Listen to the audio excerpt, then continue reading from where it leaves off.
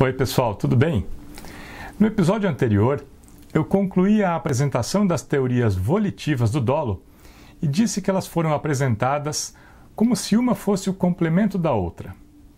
É verdade, depois de apresentar a teoria da vontade e de indicar a sua limitação em relação aos casos em que o sujeito não quer a realização do fato típico, eu apresentei a teoria da indiferença como se ela pudesse complementar a teoria da vontade. Depois, eu indiquei a limitação da teoria da indiferença, nos casos em que o sujeito não quer que o fato típico se realize, e apresentei a teoria da atitude perante o risco sério, como se ela pudesse complementar a teoria da indiferença. Então, eu indiquei um complemento normativo da teoria da atitude perante o risco sério para os casos em que a avaliação da seriedade do risco pelo sujeito fosse irracional. Mas isso não é uma teoria. São vários critérios complementares com conteúdos diferentes. Na verdade, cada uma dessas teorias foi desenvolvida para substituir a anterior e não para complementá-la. A teoria da indiferença considera que a vontade não deve ser o critério classificatório do dolo, porque não está presente em todos os casos. O mesmo acontece com a teoria da atitude perante o risco sério. Ela considera que nem a vontade e nem a indiferença sejam elementos essenciais do dolo, e que os fatos devem ser classificados somente com base na atitude do sujeito perante o risco sério racionalmente avaliado. Cada uma dessas teorias tem uma pretensão de suficiência. O problema é que, como eu já disse antes, todas as teorias têm os seus aspectos positivos, mas também têm as suas limitações. E nas teorias do dolo é possível identificar um paradoxo. Quanto mais correta é uma teoria em sua estrutura teórica e mais amplo é o seu objeto, mais abstrato é o critério proposto e, por isso, menor é o seu potencial de aplicação na prática. Por outro lado, quanto mais concreto é o critério de classificação e mais restrito é o seu objeto, maior é o seu potencial de aplicação na prática, mas menor é a sua correção teórica. Isso gera um dilema para quem estuda o dolo.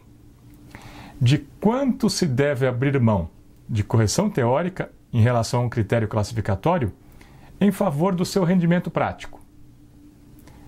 E, por outro lado, de quanto se deve abrir mão do rendimento prático de um critério classificatório em favor da sua correção teórica? Esse é um dilema que decorre da dificuldade para a identificação de um critério que satisfaça essas duas expectativas de forma suficiente.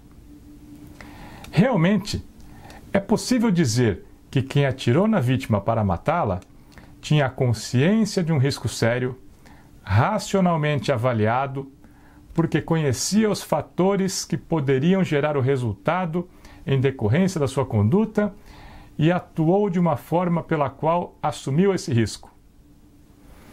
Mas para a prática jurídica, essa explicação é muito abstrata. É muito mais fácil, eficiente e seguro justificar que o sujeito queria matar a vítima. E as teorias do dolo são proposições teóricas, mas também são instrumentos práticos. Elas precisam fornecer recursos para a solução de casos concretos.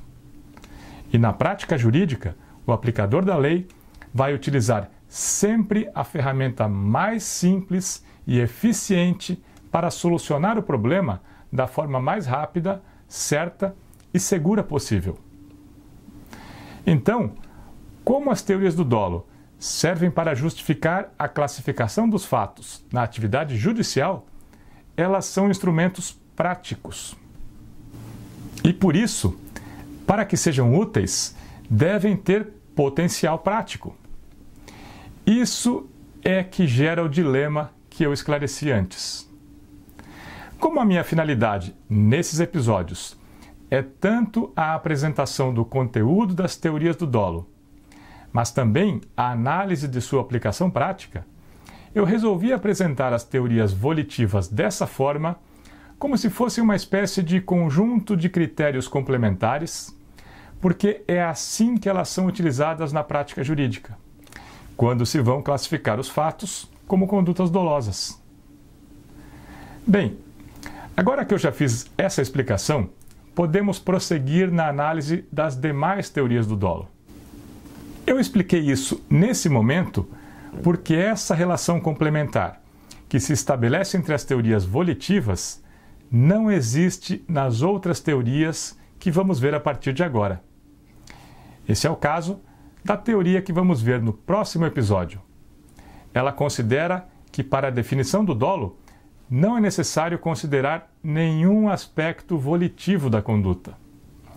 É uma teoria que rejeita completamente o critério central das teorias volitivas. Trata-se da teoria normativa do dolo. Na próxima semana, vamos ver o que ela propõe. Até lá!